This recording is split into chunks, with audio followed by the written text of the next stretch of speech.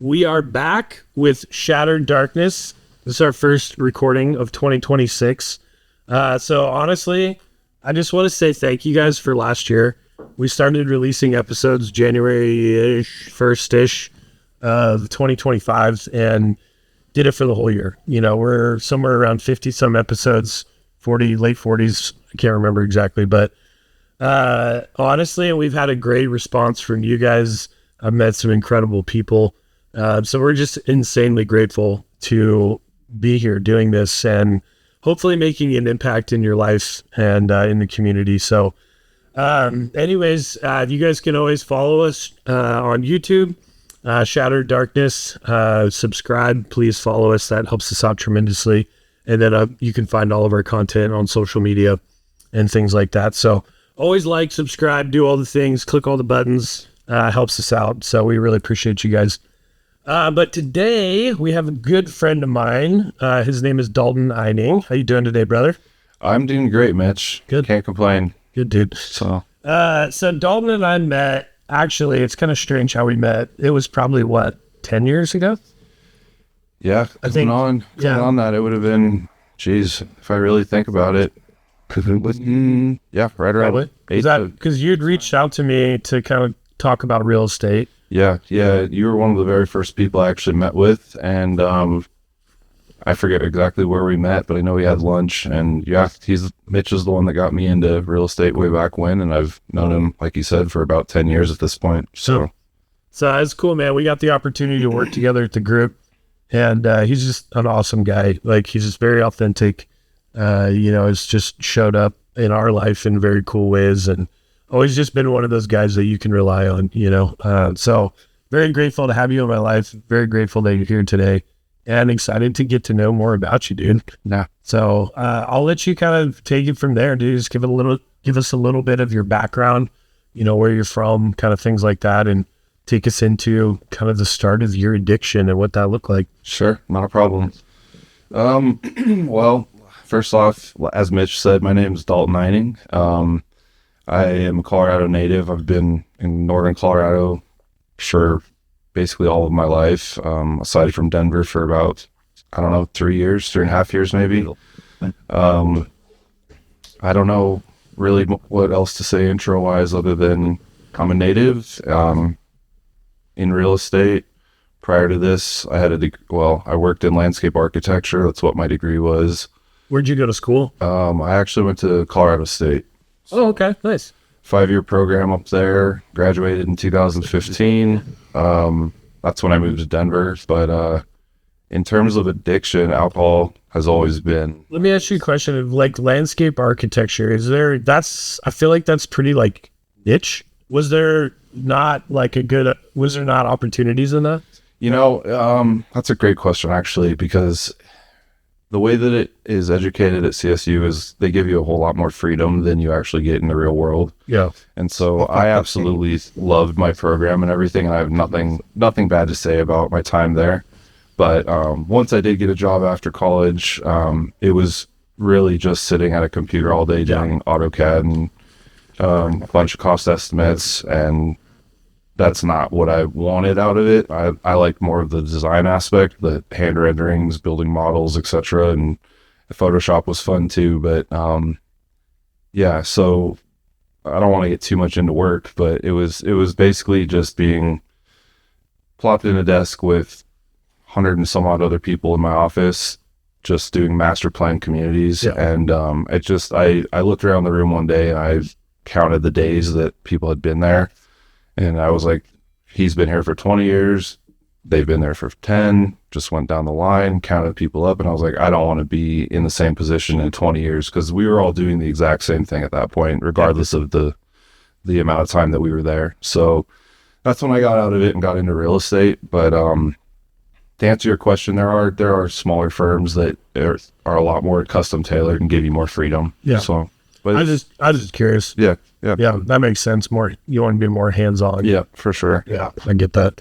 How was college? How was the experience? How was your college experience? I can't complain about that. It was awesome. Drank through the whole thing, partied through the whole thing, drugs through the whole thing. I do remember college, but there are definitely some parts that A little fuzzy. a little fuzzy, and some things that I'm embarrassed to talk about. But yeah, overall it was a great time. And even though I'm not using my degree, I still have it, and I wouldn't go back and change it. So That's good. It was good overall. Good, man. Yeah. So when did alcohol, drugs, when did that stuff really become a part of your life? And if you need to go back before high school and college, No, it's going to be before that. So I remember the very first time. So for me, I started drinking at a really young age. And so the first time that I actually got drunk, I was 14 years old. And I remember it. The very first time like I said, that I actually got drunk, I was like, well, this is fun. I like this. And granted, I wasn't like drinking every single day when you're 14, obviously, but any chance that I would have an opportunity to drink, I would be for sure. And it was usually with friends, with older brothers that would get us alcohol, steal it from parents' houses at different friends' houses or whatever. And that kind of just was the way it was all the way through high school. We would just drink on the weekends, drink whenever we got a chance, honestly. And I didn't think anything of it because I was always in sports. And like I said, it wasn't like I was a full-blown alcoholic or anything after I first started drinking, but every opportunity that presented itself, I would be drinking for sure. What attracted you to it? Just the fun of it. Yeah. Something different rather than just being sober. Did you, I mean, you guys obviously knew what you were doing was wrong, right? Yeah. So there's some level of like, was that fun for you? Like that, like adrenaline? At that point, yeah, I would agree. I would say so. I think it was more the fact that we're getting away with something that we knew we weren't supposed to be doing. Sure. Yeah. And, as time went on, it just became easier to get away with it. It was simple. It was just a matter of drinking, and we knew exactly what we were going to do, where we were going to get it, where we were going to drink it. But that never stopped, and through college, certainly ever stopped through that. And so, excuse me. And so all the way through college, that's when it really started to get bad. First couple of years, it was just parties on the weekends, like hard parties, just like blackout parties. Is that when drugs got involved? Was in college? Well, I say drugs, but I wasn't really like heavy into drugs. I mean, I smoked weed from basically the same time I started drinking all the way through college on a daily basis. But then, yeah, drug wise, I mean, a little bit here and there, mushrooms, all the normal stuff. Normal. I'd say natural, but I know cocaine's not really natural at all. But comes from a plant, so like starts natural. Yeah, it starts natural, but it's not. So drugs was always just something on the side, but alcohol was a constant. Like that was going to happen, and yeah. I mean, I want to go back just a little bit. Sure. Like, tell me about your parents. Where were your parents around? Did they know what you guys were doing? You said getting away with it. So when I say getting away with it, that was part of it. Would be hiding it from all of our parents, all my friends' parents. So they had no idea when you guys were kids. They caught us a couple times, but I'm sure in their mind it was just like this is a one-time thing. But in reality, it was like no, we were always getting away with it. Yeah. So. And I guess to add to that question too, did you have a good upbringing? Yeah, I did. Yeah. I can't say anything bad about my upbringing. I love my parents to death. Like they mean the world to me. That's awesome. And I can't say a single thing bad about either of them. They're the people that taught me to be the person that I am, and I appreciate everything that they've done for me over the years. So it was, I don't know. I guess there's a little sense of guilt on my end from hiding it from them for so long. Obviously it progressed and that was made apparent in the last couple of years or so, but we'll get into that, I'm sure. Yeah. Songs. Well, I'm just curious too, because it's like I'm trying to identify that piece, dude. Because I've noticed that a lot of alcoholics, it's a trauma response. You're right. It's a response to trauma. It's a way to, but it doesn't sound. And a lot of times you find it in people's backgrounds, right? Rough upbringing, whatever, things like that, abandoned, whatever, But every once in a while too, there's those people that just get addicted to the adrenaline side of it. Mm-hmm. And I think a part of me was that person, like I just loved to have a good time. Yeah. Absolutely. And it was fun, right? And it was acceptable. And it was like, okay, we're not really getting in trouble for this. Yep. And my parents knew about it and all that kind of stuff. And we tell my dad these f***ed up stories and he'd just laugh about it, Yeah. And so I don't know. I kind of can identify with that a little bit, Yeah. Because, and would you agree that like that's kind of 100 what started the ball is the excitement about 100%. That was exactly like you pretty much hit it to a T. Yeah. For me, it was I wanted something fun, extra. Yeah. Yeah. I mean, half the And time, you're left, dude. This is so sad. Excuse me. It's so funny to me too. Like, were you ever into extreme sports and things like that? Yeah, dude. Yeah. There's just, I get it, man. Like, I'm totally the same. My wife thinks I'm crazy. Yeah, I like jumping out of planes and jumping off the side of mountains. I've ridden motocross and snowboarded pretty much my entire life, and I will say I've ridden motorcycles drunk, but I would never go to a track drunk because that's like asking for death. Yeah. Snowboarding, I've done that hammered. Oh, bro. We used to eat so many mushrooms and just go. Yeah, exactly. And find that flow state, But I mean, even that, it's like I tell people and they're like, you aren't having enough fun just being there. And I was like, well, there could be more. Right. Yes, dude. I'm the same way. Yes. And so like, how can we make this even better? Yep. And that's the problem with me was it trickled over into everything on a daily basis for me. It was just like, well, I got to do this. Well, okay. It could be better though. And so that's when I would throw in alcohol, and I got away with it a lot. Yes. And I'm sure I didn't. And I don't want to know about the times that people knew I was drunk when I probably thought I wasn't. But to answer your question, it was always just about having more fun, having more thrill out of things.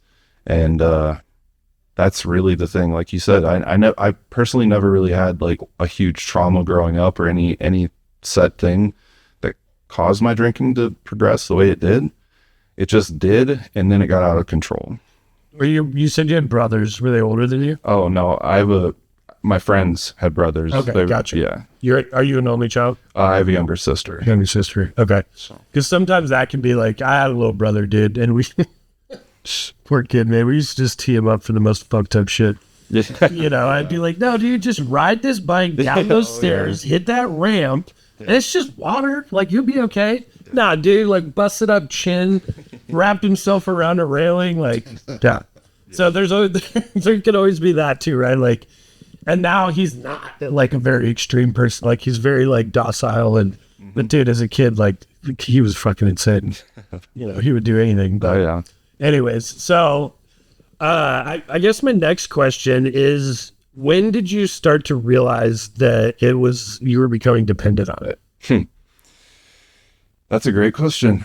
I'm just gonna lay it out there. I always knew I had a problem drinking. Like, that was never a doubt in my mind. I always and I'll say, I said I started young. Yes, 14 is pretty young to start drinking. At that point, obviously, no, I didn't think I had a problem because it was like, hey, we got drunk.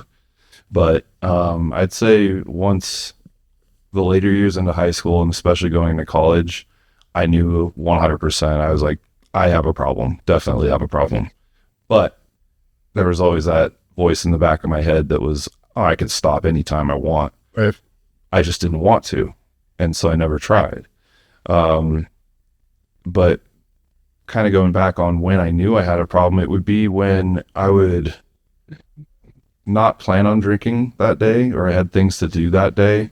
And I'll give you a good example. I in college, I had 4 roommates. It was, for 2 years, I had two female roommates, and then one of my best friends as a roommate. And so we shared a house up there. Well, our schedules were flip-flopped, and the girls would get done with school at like 1:30. They had all their morning classes and they'd be done. Well, me and my buddy would be just heading out for our classes.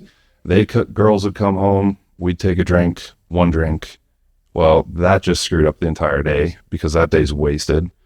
We were wasted.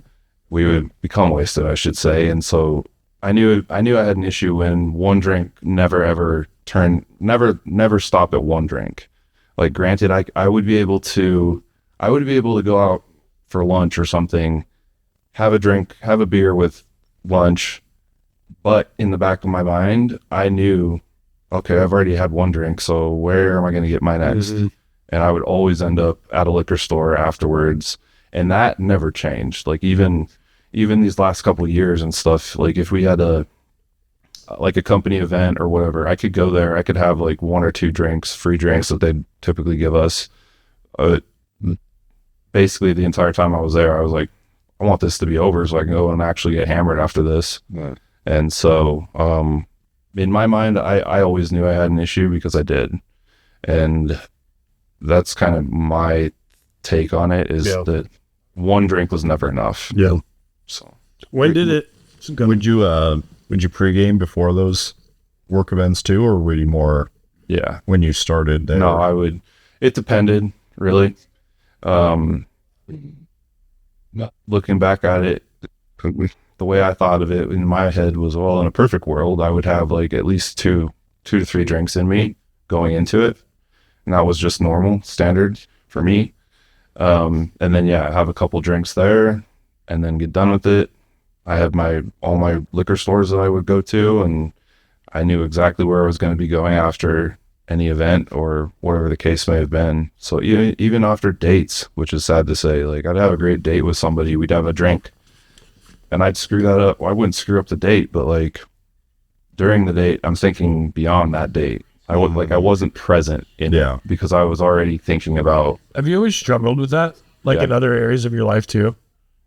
How so? Like being in a moment, let's just, I don't know, for example, with them. Okay, I'll just give you an example of me. Like, took our kids to Great Wolf Lodge, right? And we're sitting at the pool, kids are running around, and I'm in the next phase of like, yes, what are we doing next? Yes. And it's a problem, dude, because it makes me antsy in the present. Mm-hmm. You know what I mean? And I constantly want to be moving. Yep.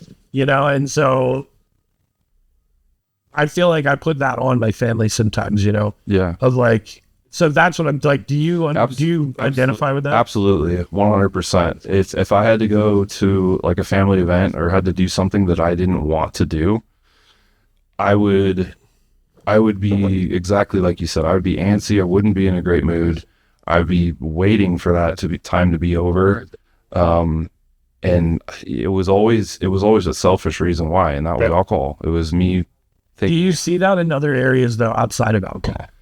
Like, do you do that? Do you see yourself do that in other? Because I'm not drinking, right? Like, I still have that brain that fires really quickly and moves really quickly, and I think that's why, right? Like, no, I do.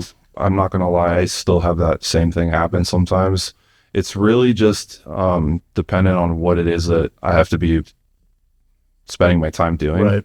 If it's something I really don't want to be doing, I'm really not going to be wanting to be there. Yeah. And so, but I have gotten better in terms of that. Like, I do try much, much harder at this time to like be in the present. And like, I've always had my mind just randomly just be gone. Like, it just be thinking about other things for the day. What do I have to do? Blah, blah, blah.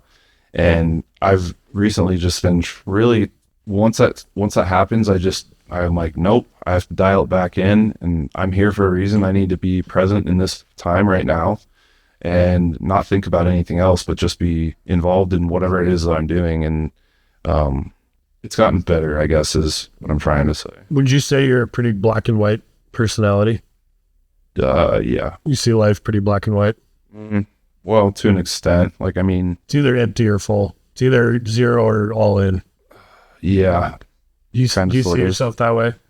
I break it down into different ways, but yes. I mean, there's the in-between of the black and white in my mind, so I don't really know if that's a good way to put it, as me being 100% black and white. Like, I'm dead set on certain things in my life that I know I want and I like, and I don't. But then there's also that gray area of, well, it could be this or it could be that. And that's still a part of your mind. Yeah, it is a little bit. I had to learn how to, which is a good thing, right? When I say that, I think it's more of, you have the black and you have the white, right? But there's always that in between. Totally. Like, and that's what I'm trying to get at is, I know my black, I know my white, I know what I want, I know what I need, etc. It's all the things in between, where your mind just thinks like, well, it could be this, or this could happen, or I could have done that.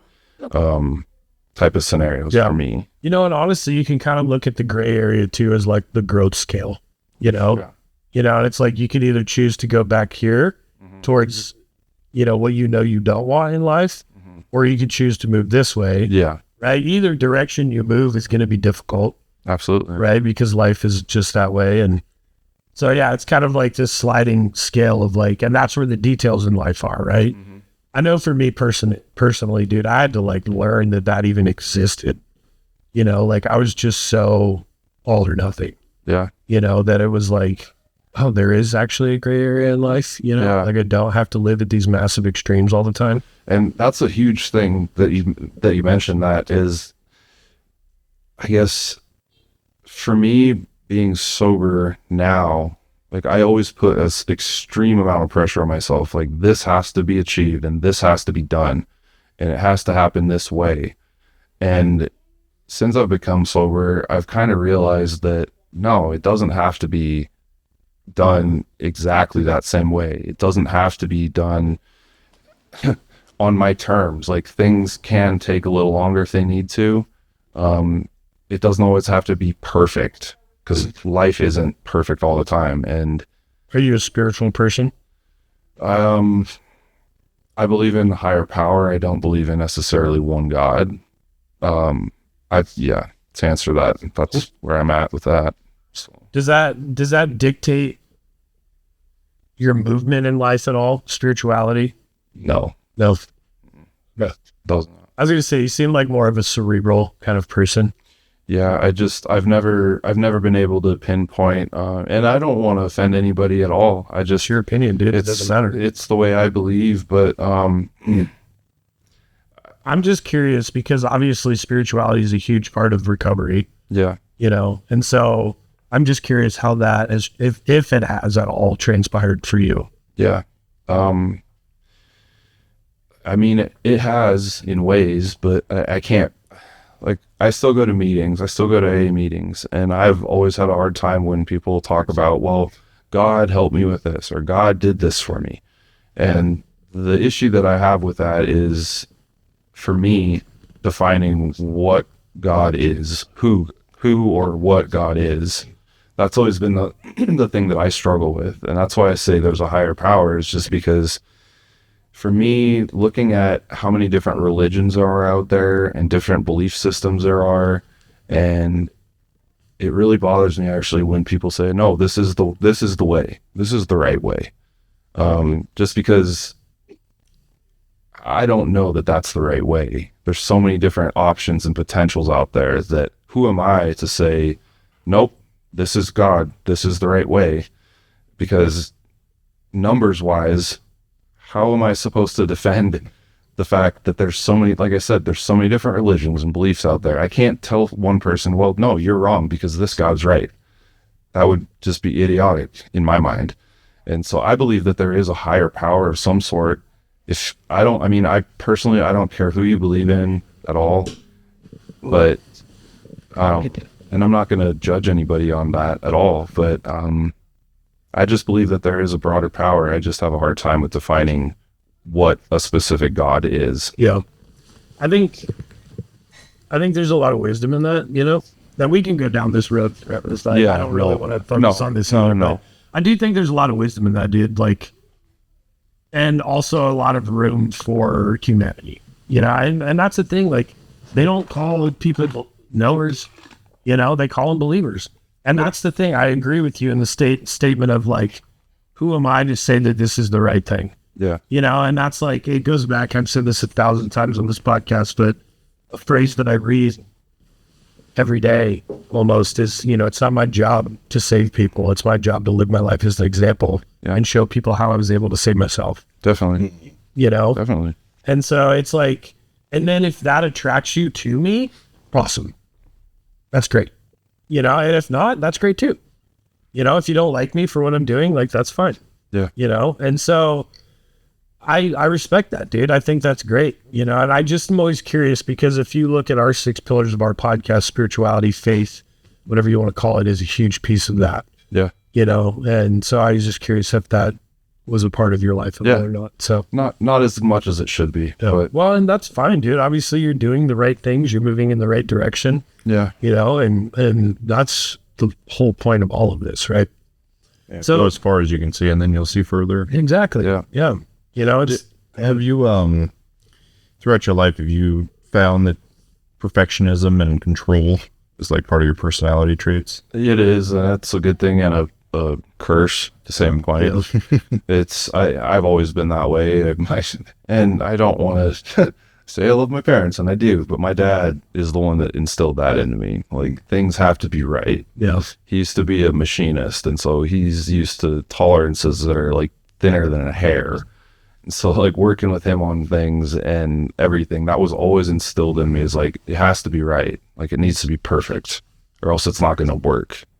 And that, I agree with that to an extent. And that's, I guess, where I was talking about the gray area, is realizing that no, it doesn't always have to be 100% perfect. Yes.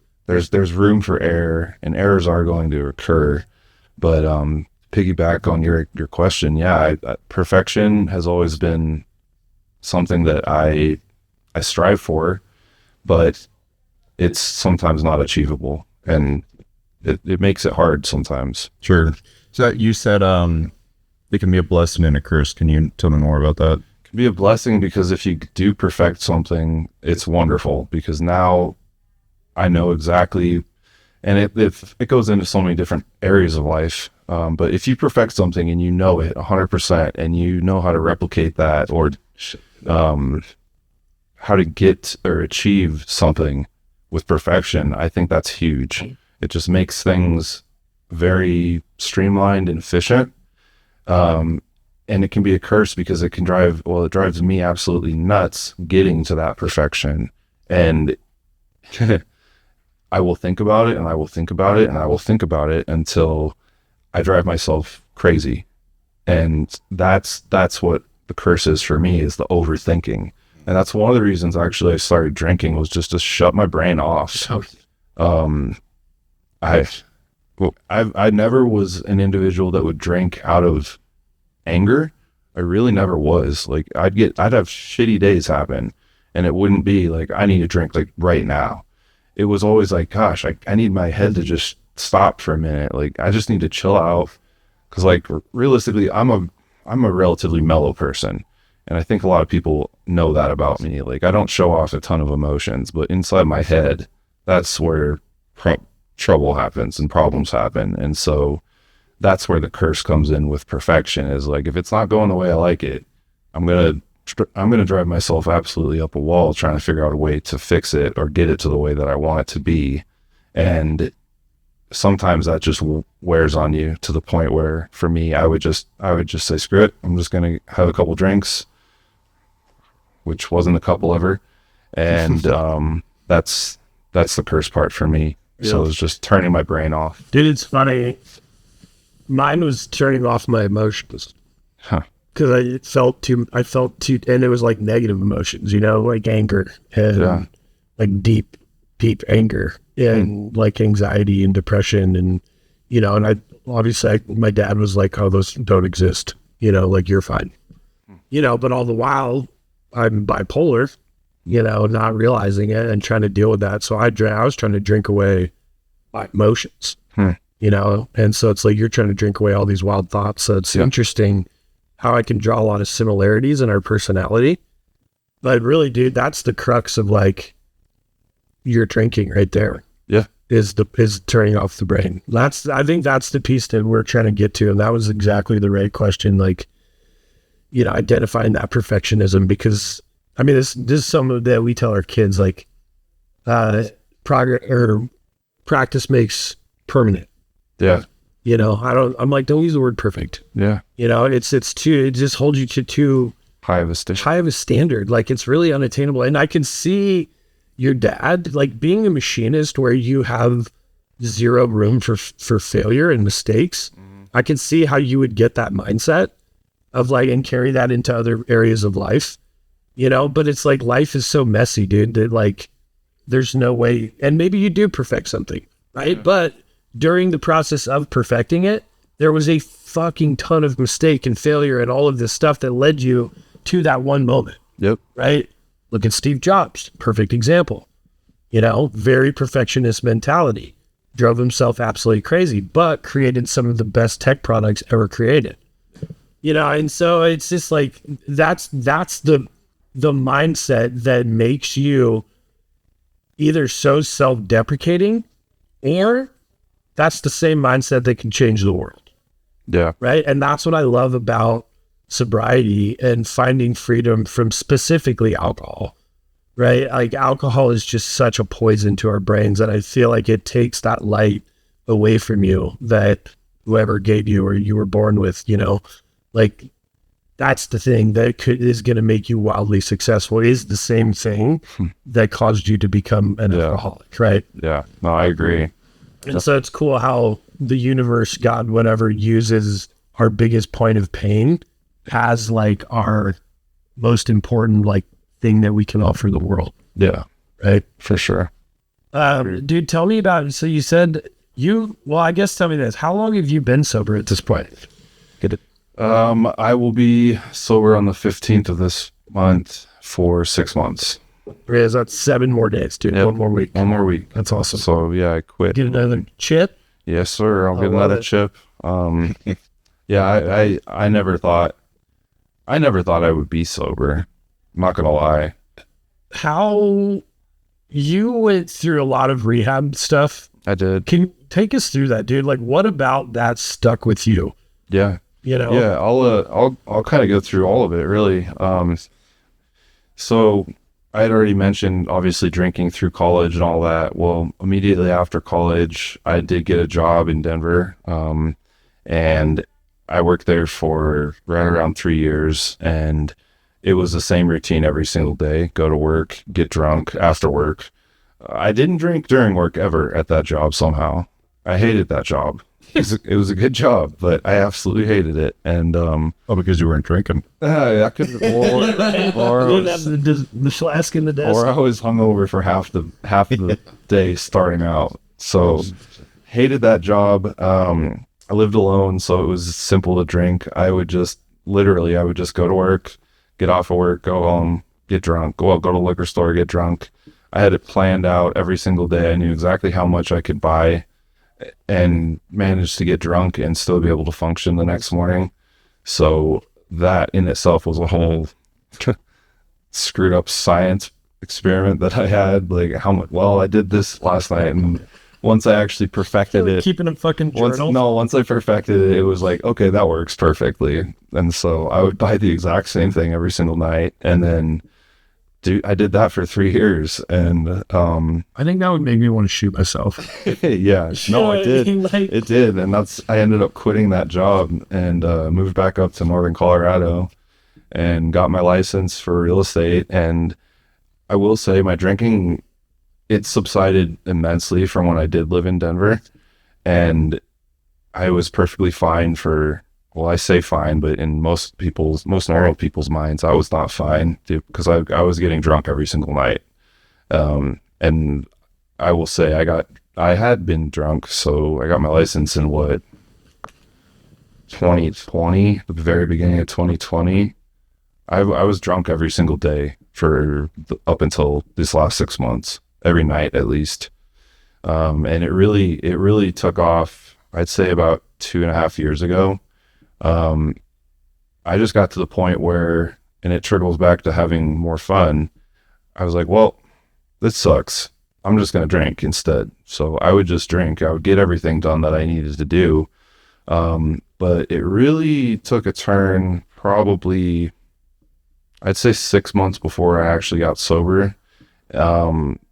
It just ended up, I was just drinking all day. And when I say all day, I mean all day. Like, I would wake up, I would have alcohol under my bed. I would literally roll over, grab something under there, whether it was vodka or drinks and whatnot that I had down there. And it just got to the point where every single day it was wake up, start drinking, drink a little, drink enough to be comfortable, not hungover or anything anymore, and then just carry that on throughout the remainder of the day. And I would just do that every single day. I would always be drunk at night. I've always had sleeping problems, so that was one reason. That's another reason I started drinking, was sleeping problems. But it really just progressed, and it got to the point where I was drunk every single day for at least 2 years, like drunk, like every day. I don't know how I managed to do anything. And I look back on those last 2 years, and there's times I can't remember shit from it. People will ask me a question or something will come up and they'll say something like, well, don't you remember this? Or, no, so-and-so told you that. I'm like, I literally have to just, and I hate to lie, but I'm like, yeah, I remember. And then I walk away or they leave and I'm thinking, what the hell were they even talking about? Right, dude. Oh my God. Like, I can't tell you how many times, and it makes me feel horrible, because that goes back to how we were talking about being in the present. I have these conversations with people and they'll bring something up and I'm like, I have no idea what they're talking about. And like, I will think about it and I'm like, whatever it was, that's gone. Cause I've thought about it. I have no freaking clue. And going into rehab and all that, it really got to a point where I knew exactly same thing as when I lived in Denver. I knew exactly what I was going to do each day. I knew where I was going to go. I knew what I was going to do. I knew that I work out in the afternoons or the evenings, and I knew exactly that when I was done with that, I was going to go to the liquor store. I knew which one or two, because I had points saved up at both of them. So I would save up all my points and do that whole thing. And I just remember the last time I was driving home and I just got alcohol, and I was thinking, God, like, before that, let me back up. I was driving and I was thinking, man, this is who I am now. I am 100% a full-blown alcoholic at this point. Like, everything I do revolves around alcohol. Like, I wake up, I drink through the day, I work out, and then I go to the liquor store immediately after it. And then I come home and then I drink. And I did that every single day for, like I said, 2 years. And I just got so sick and tired of it, of the same routine, feeling like shit all the time, feeling, I want to say, hollow inside, just because it wasn't me. I knew it wasn't the way I want to live. And I had admitted to myself that this is who I am. And I'll never forget it, because I was driving home right after I got all my liquor for that night.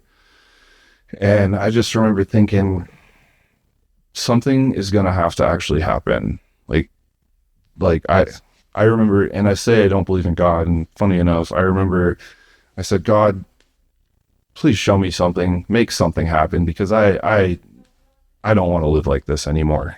Like, this is no way to live. Like, I wasn't living. I was just going through life in a horrible way. And I don't know, I went home and I got drunk. And then that next morning, I actually woke up and I took myself to detox. So I actually drove myself to detox in Fort Collins. And I said, I need help. I don't know what this entails, but whatever it is, I want it now. And they put me in a program, and I was there. They did all the detox stuff. I had no idea what I was getting into going into it. Did you start by going to the hospital, or did you go to I went to detox first. Where? It was a place in Fort Collins, and I can't even remember the name because I was drunk when I looked it up online and I drove. Was it right next to the Harmony office? No, it was kind of by the foothills. Okay. Kind of There's one deeper into Fort Collins. Yeah. I don't remember the name. Okay. But I ended up going there, and then they did a couple blood tests to me, and they said, you need to go to urgent care right now. I said, why? They go, because you're like 4 times over the limit at this point. And I was like, really? I feel fine. I didn't tell them I drove, but yeah, I was like, okay. And so, because I mean, I didn't think I was drunk. That's how normal it became. Like I was fine. I drove myself freaking 20 miles to get there, and I didn't even think about that when I went there. Isn't that crazy, dude? Yeah, Like- and yeah, and then they rushed me to urgent care. They performed more tests on me. Then they took me back to detox, and I stayed there for a little longer after they determined, yeah, he's gonna live at least. And the doctors, I don't know how they did it, but my primary doctor was notified. And after meeting, well, let me backtrack. So I went to detox, then I went to urgent care, then they sent me back to detox, and then after detox, I stayed there for like 3 or 4 days. They sent me to a rehabilitation center in Greeley, and I stayed there for about just over a week, and I couldn't get out of my bed other than go to the bathroom. I laid there for a week, and it was more or less just to monitor all my vitals and whatnot.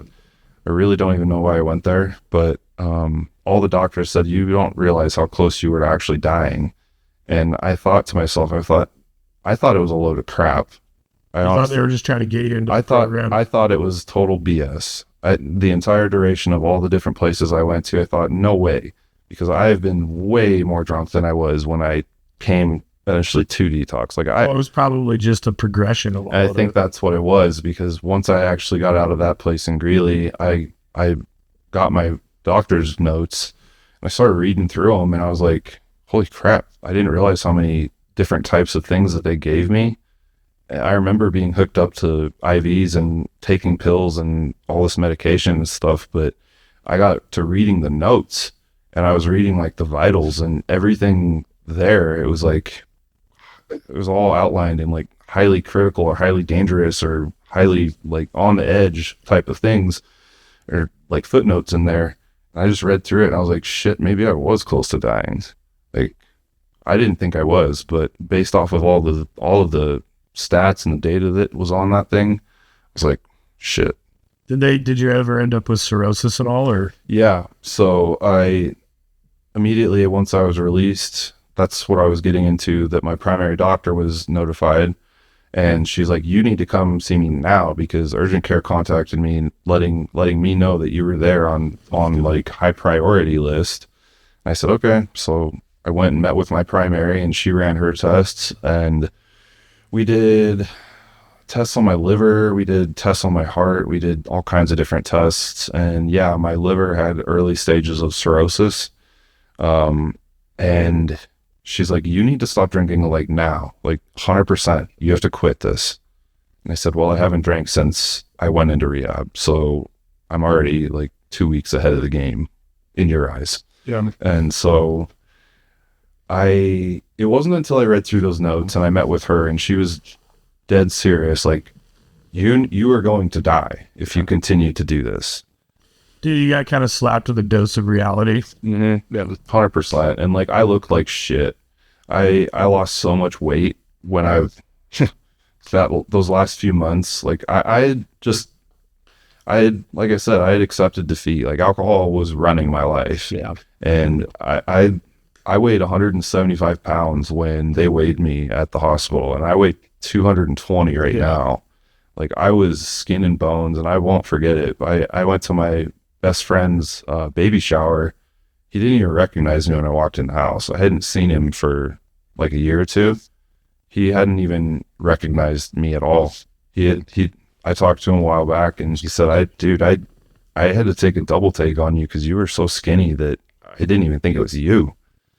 And yeah, alcohol for me, it got to that point where I was like, all right, this is enough bullshit for me. Like, I'm done. I'm sick of being powerless over it, and I need to change, because I don't want my life to Like, there's so much potential, and I just don't want it to be ended by a stupid drink. Yeah. So, and it's not fair to myself, not fair to my family or friends or anybody to have to deal with it. And if I were to die, I wouldn't want to put that burden on them, especially from alcohol. So those are kind of the motivating factors for me. Was I just needed to change. I was so sick and tired of being sick and tired of the same thing and getting nowhere with it, that it was time for a change for me. Yeah. So That's awesome. I mean, and that's like, I feel like similarly, I was kind of slapped with the same dose of reality. It was my kids, you know. It was just like coming out of detox and like looking at what we had created. Yeah. And what I was shitting all over. Yeah. And that's one of the big things I did leave out. The thing, when I say I was sick and tired of it, I was sick and tired of it because the fun was gone. Yeah. I didn't even enjoy it. And that time I mentioned when I was driving home, and I said, God, like, I need to change. Like, this is, I don't know how, but I need something to happen. It was because I wasn't drinking for fun anymore. I was drinking because I physically had to. At that point, I had a physical addiction to it. Like, and that's when I started drinking in the mornings. Was I needed it to get going, or else I was going to be shaky as all get out for the whole day. Like, I was drinking before things I normally wouldn't drink prior to. I was just drinking for every single thing. And it got to the point where I physically, and I'm really not exaggerating, I physically needed alcohol in my system to be able to function. And that was scary to me, because it was like, holy shit, like, I've crossed some threshold that I didn't know was there. And I'm now beyond like drinking out of fun. Dude, you know what's crazy too is like, you go in early stages of cirrhosis and you're like, what the fuck? Like, I feel fine. Yeah. You know? And I remember the same thing, dude. Like, just being like, I remember laying in the hospital bed and they're like, no, if we don't give you benzos, like, you could die. Yeah. You know? And I was like, what? And they're like, yeah, like, because I was like, well, don't give me anything addictive. And they're like, no, you don't understand. And I didn't, dude. Like, I know, and I think I had just been so drunk for so long, and it was just so consistent, dude, that it was like a natural state of mind. Yep. You know? That's exactly how I was. So that was the turning point for me. And yeah. And then, dude, was the detox process brutal? It was, I just remember getting there. I remember them hooking me up, putting me in a bed, giving me these, I don't know what they were, but these little red pills. The first, like, right off the bat, they gave me these little red pills. I think they gave those to me for like 2 or 3 days, at least once or twice a day. But yeah, it was brutal. It sucked. I like I said earlier, I didn't know what to expect. I more or less went into it blind, and it sucked. Really sucked. That's cool that you're able to do that, though. It's just surrender yourself, you know. And I had to. Yeah, I like, did. I know how broken I am right now, and yeah, that's a hard place to get to. You know, and I think that's why people fail in addiction, right? Because it takes real work, you know, to get there. But when you do it, you find this level of confidence in yourself of like, holy shit, like, yeah. I did something I never thought was possible. Yeah, well, I did all the detox and the rehab stuff, but then after that, I knew for myself personally, I was like, I need to maintain this. Like, I'm going on a couple weeks, like week and a half, 2 weeks at this point of no drinking. I don't want to have to go through detox again. Yeah. What can I do? How am I gonna go moving forward at this point? And so I went to North Point out of Loveland, and that was a 3-month outpatient 3 months of outpatient therapy, 3 times a week for 3 months. And that was really helpful for me, just to be in a room with other people that were addicts and not walk through the process, but go through the process that they had set up there, and be around other addicts and hear different stories and go through everything that they had to offer there. That helped me a lot. And I went into it not wanting to do it, but it was something I knew I needed to do just to maintain it. Like, I was pissed off going there, and I was the one to sign myself up for it. Dude, I was in the same boat. My counselor, and I went to North Point too. I did the exact same program, and my counselor literally sits me down one day. She's like, dude, you literally gave us a check for $10,000. Like, why are you here? Yeah. You know, and I was like, what do you mean? I'm trying to get sober. And she's like, maybe you should plug into the program. Yeah. You know, and it just was the same way, man. Like, you checked yourself in here. Like, why not give it a shot? Yeah. No, I funny thing with that too. I had the same thing. I sat down with the woman the first day, took me in this little room and get to talking. And I flat out said, all right, I want you to know something. I looked her dead in the eyes. I said, I want you to know I don't want to be here at all, but I'm going to do it. She's like, I kind of shocked her, I think, because she was like, okay. I was like, yeah, I don't want to be here. Let's just get that out of the way. And but long story short, I ended up doing it. I drove myself there every single session, never missed a single day for the entire duration of the 3 months. Went through the whole thing, learned a lot about myself. I saw a lot of people go in and out of that program that I never saw after it. And I'm happy to say that I think that going through that program, I think it honestly potentially saved my life from drinking. And I still go to AA meetings. I usually go about 3 times a week. At this point, I just go just because it's nice to hear other people's stories and be around people that do it. But that's kind of my story with It's community, man. Like, you know, and it's finding like-minded community. Yeah. You know, because it's weird. Like, as an addict, you try to assimilate into what you think is normal life, right? Yeah. And how do you view all of that? You know, but really, in the like, you're so fucked up behind the scenes, right? And you feel like you're on this island by yourself. Yeah. You know, and so it's nice to go in and have those people that are willing to be vulnerable, you know? Mm-hmm.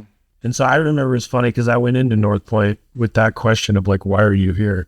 And by the time I left, dude, that card right there is the notes, the people that were in it when they left. And, you know, most of them are like, oh, like, you're such a great leader. And like, you know, it's like transformed, like my spiritual gifts started to really come out. Right. And I was able to really identify what those things were and still am to this day. Right. Like, we're constantly changing as people. Yep. You know, the world is constantly changing. Things don't ever stay the same. That's what's great about life.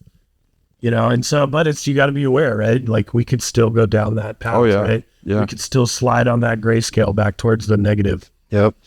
Somebody shared with me at one point that in recovery, everybody's walking down a road.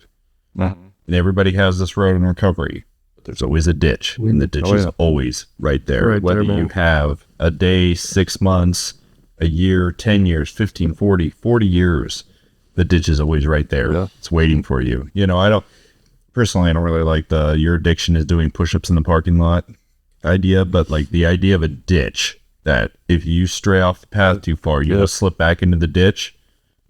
That really resonates with me. You know, It's true. Hey, you got to pay attention, you know, and be aware of what's going on and how you're feeling. And I'll say this too. That's why I've been a big advocate for North Point's program because, one, I went through it, right? I know it, but it really did work. It transformed me from a person who was very closed off to a person that realizes like, oh my gosh, like I actually have positive things to share with the world. Yeah. Right. And try to press into that. And, you know, let whatever spiritual thing combines us as people, you know, like whatever that energy is that brings us together as people, like that's what I want to press into in this addiction space, right? Yeah, Create absolutely. that community and just honestly try to help people, dude, and like just destigmatize the whole thing. Yeah.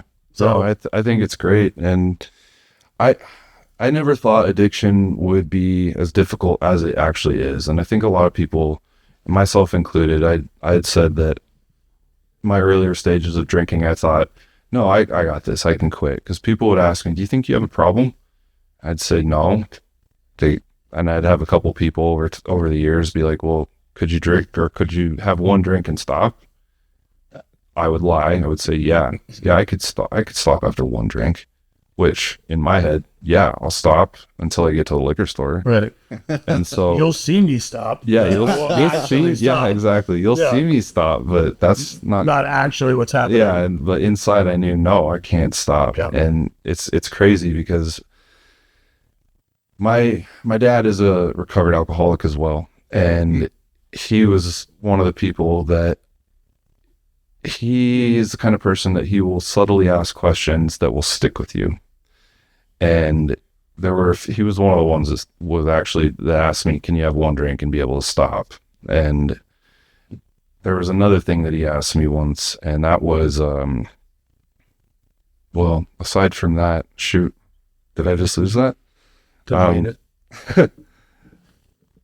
He told me once how quick addiction can happen, how you can go from drinking and partying and doing all this stuff, and how subtly it will just snap. And at that point, you'll realize, oh my God, like I am an alcoholic or I am an addict. And that's exactly what happened to me. Was I always knew I had an issue. I'm not going to lie about that. I've never going to say I didn't, but I always thought that I could quit. And he was 100% right, because for me, at least, there was that one day that I was like, son of a bitch, I can't quit. Like, I've been doing this for so long. I don't know how to quit. Like, this is a part of me now. And that's trickles into what I was saying, is this is who I am. And I don't know how, but that threshold, it just happened so fast. And it happened to me so subtly and so quick that getting out of it was the hardest thing I think I've had to do. In my belief system, that's the definition of spiritual warfare. Literally. Like, is that right there, right? Is the enemy creates a scenario that's beautiful in the onset, right? But behind it is all of this darkness, right? And so it's like he wraps it up in this image of partying, making friends, getting through college, having a good time, right? Yeah. Having fun. But then that ends, right? But well, guess what sticks? Alcohol. Yep. Right. And then it carries into other areas of your life, right? And all of a sudden the spirit changes, right? It changes inside of you of like, oh shit. Yep. What used to be this awesome, great time, this thing wrapped up in this beautiful, amazing, fun thing that I get to do is now this thing that is shifted into on this island, right? Like this emotional, spiritual darkness, dude. Yeah. And that's exactly how in the Christian faith, Satan transpires in the world.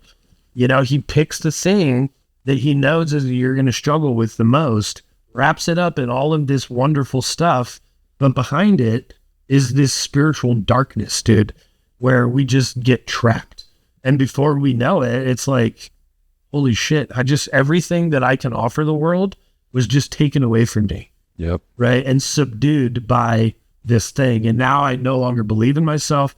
I have no confidence in myself. I'm isolating myself. I'm depressed, you know, and it all happens because of fucking alcohol. Yep. Right. And the spirit of alcohol in our life. And that's what I believe, right? Like, that's why we named the podcast Shattered Darkness, because we need to look at that, right? And be like, look, this looks beautiful here, but let's flip that coin over, right? Like, there's a lot of darkness attached to that. 100%. So, and I think that is the awareness piece, right? Like, being aware of like what is on the other side of that coin. Yeah. You know?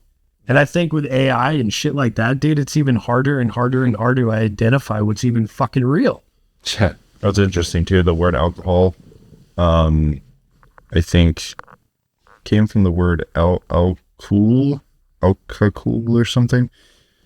Don't quote me on this. Look it up for the exact details. Yeah. But it means soul consumer. Really? Yeah. Wow. Dude, think about that just on a spiritual level, right? Like, how does that become something that's so ingrained in our culture? Yeah. No, that's a great question too. I mean, it's everywhere. It's got to be spiritual, dude, because if you were to sit down and ask any single one individual, would you do this to humanity? Sure, there's probably 20% that would say, yeah, fuck them, you know, but I think for the most part, people are gonna be like, no, like, that's crazy. Why would we do that? Yeah. You know, and that's why I think it's like this spiritual thing that is working around us that we don't even see. So I don't know. That's my opinion, but so what are you up to now? Yeah. In terms of Just life, man. What does your recovery look like? Yeah. What's, you know, you said you had that job that you hated, but like, what's your life look like now? It's the same but different on all different terms. Are you enjoying what you do with your time? I'm very happy at this point. I had a conversation with a gentleman yesterday, and he's like, it's been really nice to see you go from day one up until now. Like, you have a different energy to you. You look better. I can tell you're actually happy. And I said, you know, I am. Like, I'm in a position now where I don't have to go through that same daily routine of the same bullshit of hunting down alcohol. I don't have to plan how I'm going to hide it, who I'm going to hide it from, where I'm going to get my next drink, any of that. Career-wise, still doing real estate full-time. In addition to that, I just took on a position about 3 months ago as a financial specialist. And so I can help families basically achieve anything money related for their goals and needs. That's been a good thing. And I actually kind of took that position on just because I'm the kind of person that, when I have extra free time, that's when I have problems. That's when I get into trouble. Yeah. And so this new position knocked on my door, and I said, this is great because it's going to give me, in the slow times in between real estate transactions, it's going to give me something to do also and keep me busy. And just for me, that's a huge thing that we didn't talk about, is just filling up that free time. Yeah. That's been one of the biggest things that I've found, is I have to have something planned. See, and that's exactly where that light starts to come back, right? Like, you got to be doing something. Yeah. Right. So naturally you're going to go hammer down on the details. Yep. Right. Naturally you're going to go create something. You're going to go do this. You're going to go do that. Right. You're going to act. That's the difference, right? Like, that's, I think, what alcohol takes away from you, is that ability to act. 100%. You know, because I'm the exact same way, dude. And I think you could probably identify with that too.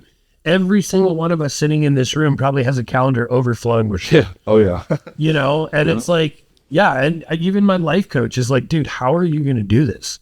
And I'm like, I have no idea. I'm going to somehow. I have no clue, but we'll figure it out, you know? And I think that's awesome, dude. Like, it's accepting the fact that, like, life is a little bit messy. Like, I'm probably going to fail at a lot of things that I do, but all it takes is one hit, you know? Absolutely. To score the point. And so, dude, I want to say this too. On the financial side of things, there's a lot of people that get into financial management, wealth management, all of this stuff. Like, Dalton and the people that he's working with, and I want to say this from a personal level, are actually coming from a place of truly trying to help you understand and build something that will last over time.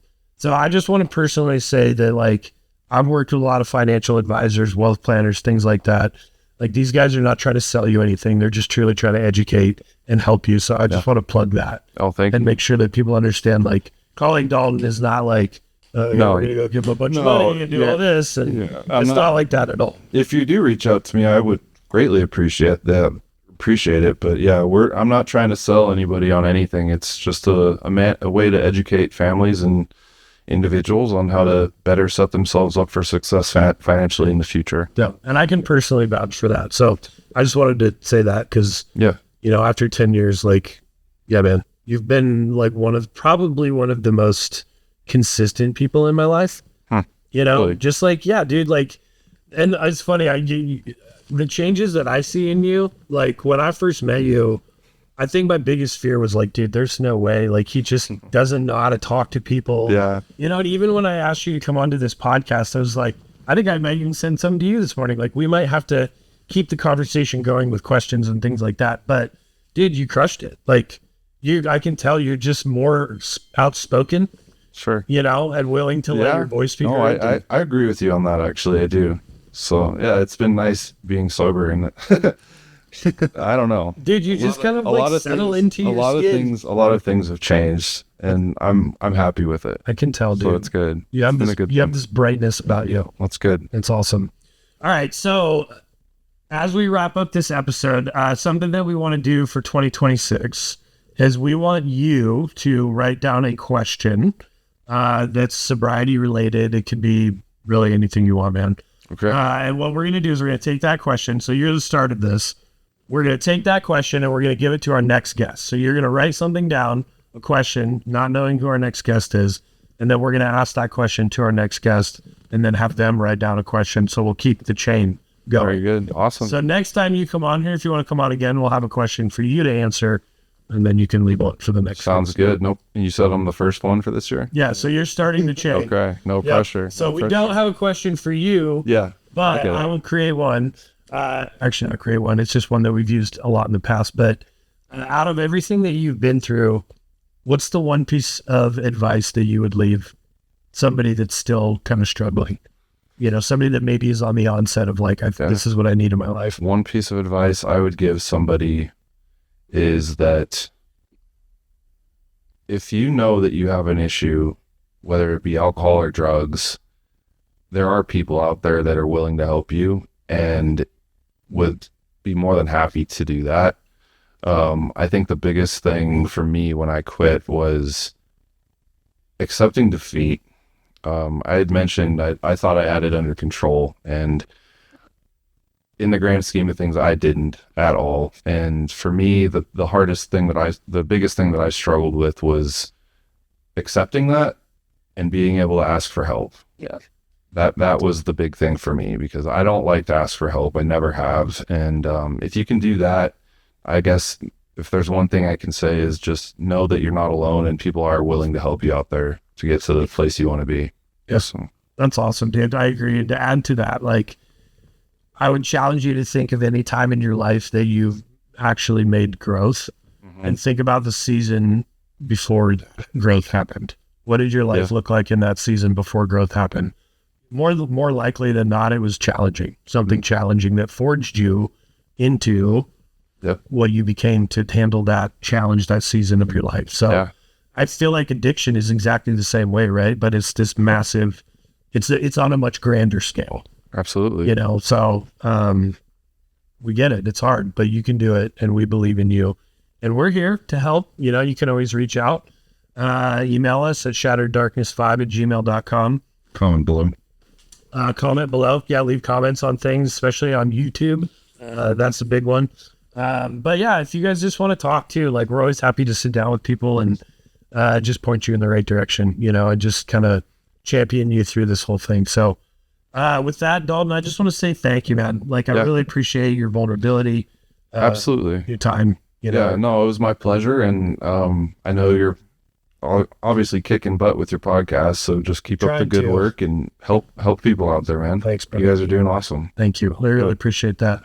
And to our listener, please like, share, comment, follow, all the things. I know we sound like a broken record, but truly with the algorithm and all that stuff, it helps a lot. So with that, we're going to let you go, and we will see you guys next week. Thank you.